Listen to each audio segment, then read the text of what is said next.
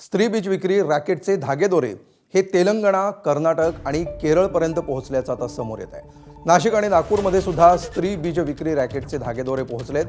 ठाणे आणि उल्हासनगरमधील 2 रुग्णालयामध्ये महिलांची सोनोग्राफी केली जायची. अटक केलेल्या महिलांच्या मोबाईलमध्ये कनेक्शनचे पुरावे सापडलेत.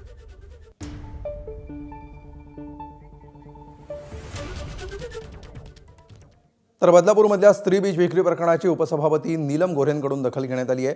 महिलांच्या अस्मितेशी खेळणाऱ्या माफियांना पायबंद घाला असं गोऱ्हेंनी म्हटलंय.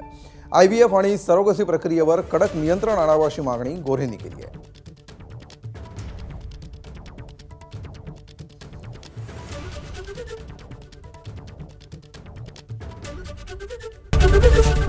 ABP माझा, उघडा डोळे बघा नीट.